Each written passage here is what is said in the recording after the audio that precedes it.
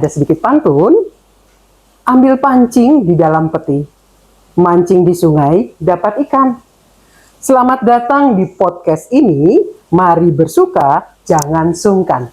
Baik, Sobat Diklat yang kami sayangi, hari ini kita akan mengundang salah satu yang menginisiasi untuk podcastnya Pusdiklat SDM, yaitu Bapak Kepala Sub Bagian Tata Usaha, Bapak Denny Rashid, SE, MSI. Apa kabar Bapak? Baik, Alhamdulillah, sehat. Ini sengaja nih ya, kami tembak untuk bisa kita ngobrol-ngobrol gitu ya Pak. Siap. Ya. Baik. Nah, Sobat Diklat yang saya banggakan, Pak Denny Rashid ini adalah orang yang selalu memikirkan bagaimana semua fasilitas-fasilitas sarana dan ketatausahaan terkait dengan Pusat Pendidikan dan Pelatihan SDM di Kementerian Kehutanan. Baik Pak Denny, boleh cerita sedikit tentang tugas dan fungsi dari Kepala Sub Bagian Tata Usaha. Silakan Bapak. Baik, terima kasih Bu Dr. Ida. Assalamualaikum warahmatullahi wabarakatuh. Sobat Diklat. Saya Denny Rashid, SMSI. Selama kurang lebih 6 tahun saya menjabat sebagai SPTU mulai dari 2019 sampai dengan sekarang. 6 tahun di Pusdiklat sini Pak? 6 tahun, alhamdulillah. Wow, luar biasa. Dalam perjalanan beberapa ketahui memang sebelumnya ada, mohon maaf, Pusat Diklat ini ada 4 eselon 3 dan 8 eselon 4. Dalam perjalanan sehingga menyisakan 1 eselon 4, sehingga tugas dan fungsi level eselon 3 dan eselon 4 itu berada di pundak SPTU. Merangkap ya Pak? Merangkap. Semakin besar tanggung jawabnya gitu ya Pak? Dalam perjalanannya, walaupun memang kami terlatih, tetapi yang ini tugas pokok dan fungsinya pusat SPTU, kami support terhadap kepala pusat. Ya. Sehingga bagaimanapun salah satu di dalam fungsinya adalah mengelola SDM, termasuk WI dan semua karyawan, kemudian ada tim kerjanya BMN, ketiga salah satunya adalah tim keuangan, juga kemudian ada perencanaan anggaran, dan terakhir ada pengelolaan terhadap persuratan, kearsipan, dan data informasi, salah satu pengelolaan website. Termasuk kepegawaian? Termasuk kepegawaian. Luar biasa. Sehingga kita support terhadap tugas dan fungsi ini. Kurang lebih seperti itu. Itu tugas fungsi, walaupun memang tugas pokok dan fungsinya luas, sehingga mengelola kebersihan dan keamanan mulai dari kantor depan sampai dengan belakang, sehingga itulah salah satu yang tidak tertulis dalam tugas dan fungsi SPTU. Kalau di ada pepatah mengatakan begini Pak Denny, katanya dari mulai AC sampai ke WC barangkali gitu ya. Kurang lebih seperti itu. Sobat Diklat, jadi itulah ya tugas yang luar biasa yang sangat banyak gitu harus diemban oleh seorang Pak Denny Rashid ini sebagai KSBTU-nya di Pusdiklat SDM. Bapak boleh cerita dengan misalnya ada pelatihan yang di 2025 itu luar biasa ya Pak ya. Nah, kapasitas atau sarana untuk asrama, kemudian barangkali kelas dan sebagainya, itu apakah memang cukup atau seperti apa Pak? Baik, jadi Pusat Diklat ini memiliki sarana terhadap kelas pelatihan, dan juga kita memiliki asrama untuk tempat tinggal, tempat tinggalnya para siswa dan peserta untuk mengikuti pelatihan, itu asrama. Kapasitas kita kamar itu mencakup kurang lebih dari 50 kamar. 50 Sementara kamar. kita ada 8 kelas untuk mensupport tingkat itu. Dengan fasilitas dan sarana yang kita punya, Pusat Diklat SDM Kementerian Kehutanan ini memang sepertinya kurang support untuk keseluruhan jenis pelatihan. Pelatihan yang kita selenggarakan adalah pelatihan administrasi dan pemimpinan, kemudian ada pelatihan teknis, dan pelatihan fungsional.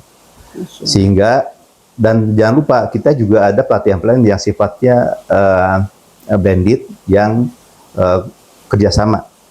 Sehingga apabila ada pelatihan itu di seluruh dilakukan, kurang lebih ini perlu pengaturan lah, penjadwalan. Sehingga kalau misalnya pada bersamaan, rasanya kita tidak bisa melakukan itu bersamaan.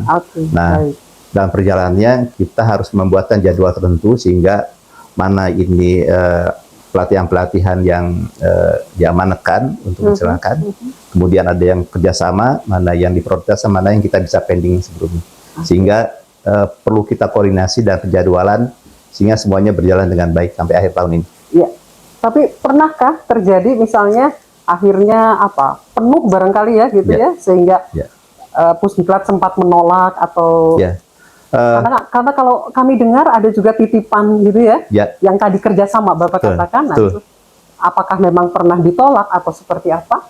Karena fasilitas yang kurang ya gitu.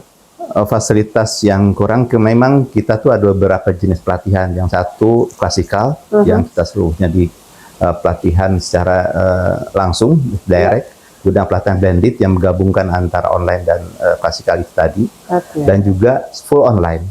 Sehingga ada pelatihan-pelatihan yang kita berubah menjadi full online, sehingga semua berjalan dengan baik. Contohnya misalnya ada pelatihan-pelatihan kemarin P3K, kemudian LASAR yang harus kita selenggarakan secara full online, sehingga target kinerja Pusdiklat tercapai sehingga lebih seperti dengan hari ini. Alhamdulillah.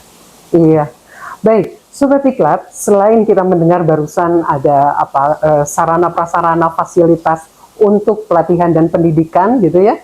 Nah, kami dengar nih Pusdiklat SDM juga pernah menjadi juara dari LAN Award gitu ya Pak ya. Boleh Bapak cerita apakah memang salah satu itu ya yang dinilai oleh lembaga administrasi negara? Silahkan Bapak. Baik, tahun 2025 ini kami mendapatkan LAN Award ini yang yang dikomandangi oleh Buka Pusdiklat, Bu Dr. Kusdamayanti, sehingga dalam prosesnya di dalam wawancara dan penilaiannya ada salah satu data yang data-data hasil kinerja kita Pusdiklat yang harus dibuktikan kepada Dewan Juri. Salah satunya adalah data yang terkini, bukan hanya data, tetapi data itu terlihat dalam website kita. Salah satu yang kita support memang kita sediakan dan kita usahakan dari awal kita dikembangkan adalah data-data hasil kinerja di dalam website. Jadi beberapa modul, misalnya CP2 SDM terkait dengan penyelenggaraan Tandiklat misalnya, kemudian akreditasi, kemudian beberapa hasil tulisan-tulisan di dalam majalah di Pusdiklat, sehingga itu tertuang di dalamnya. Jadi apa yang kita ditanyakan dalam juri itu memang sudah tertuang di dalam website kita.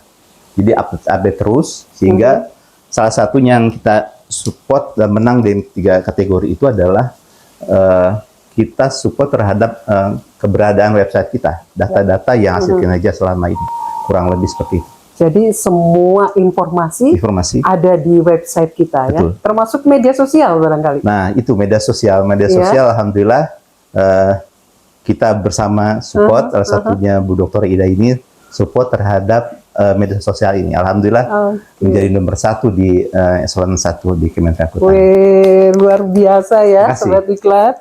Ya, jadi makanya tadi di awal kami katakan beliaulah yang menginisiasi.